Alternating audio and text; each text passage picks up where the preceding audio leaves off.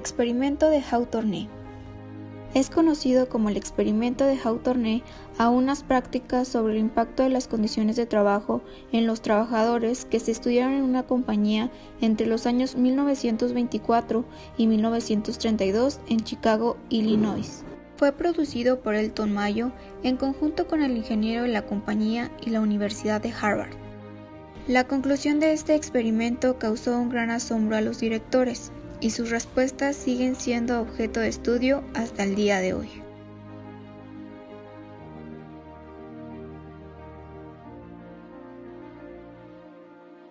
Con dicho experimento se buscaba investigar y conocer las causas de la continua baja de empleados y la baja producción de la empresa. El desarrollo del experimento constó de 4 fases. En la primera se eligieron 2 grupos operarios.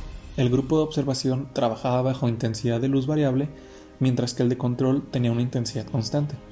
Al final no se encontró una correlación directa y se dieron cuenta de la variable, que la denominaron como factor psicológico.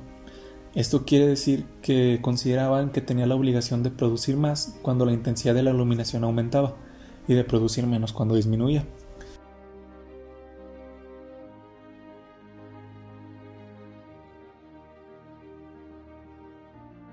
La segunda fase del experimento comenzó en 1927 con una duración aproximada de 5 años.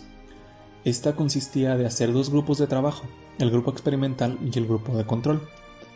El experimental tenía al igual un supervisor, además de un observador, que permanecía en la sala y aseguraba el espíritu de la cooperación. La investigación con el grupo experimental se dividió en 12 periodos para observar la producción, en las cuales se mostraban beneficios que tenían al pasar un tiempo, para poder ver si aumentaban la producción o en algunas ocasiones la producción bajaba. En otras ocasiones se quedaba intacta, pero la mayoría de veces la producción aumentaba. Llegaron a la conclusión de que a las empleadas les gustaba el ambiente y que estuviera alguien para motivarlas y ser libres.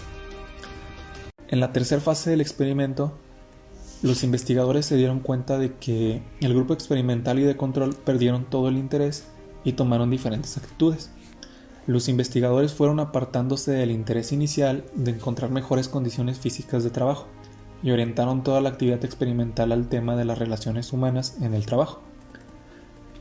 En 1928 inició el programa de entrevistas con empleados para conocer sus actitudes y sentimientos, poder oír sus opiniones respecto al trabajo y al trato que recibían, así como para oír sugerencias respecto de los supervisores. Así es como nacieron los vínculos de lealtad y los conflictos, tensión, inquietud y descontento. Moseley mencionaba con el marco analítico y herramientas, la Escuela de las Relaciones Humanas trató de explorar aspectos de la conducta organizacional, así como la motivación moral, cohesión grupal y su relación con la productividad. En la cuarta fase, esta tenía por objeto analizar la organización informal de los operarios a través de una estructura salarial en la cual existía un salario por hora. Esta tenía varios factores condicionantes y un salario mínimo por hora en el caso de interrupciones en la producción. Por causas independientes a los trabajadores, los salarios solo se podían aumentar si los niveles de producción incrementaban. El experimento de Hawthorne se suspendió en 1932 por motivos financieros. Se influencia sobre la teoría administrativa, que fue fundamental y sacudió los principios de la teoría clásica, que era el dominante. Gallerman mencionaba que los patrones de motivación tuvieron que ser abruptamente interrumpidos debido a que el trabajo se había tornado en un asunto en aguda supervivencia, y esto resultaba en verdaderos lujos que la mayoría de los trabajadores difícilmente podían permitirse. Conclusión del experimento. La integración social entre empleados, jefes y demás son un factor determinante en el rendimiento laboral. Los obreros pueden manifestar y oponerse a los cambios empresariales cuando estos obstaculicen sus intereses colectivos. Deben ser tratados como un colectivo social.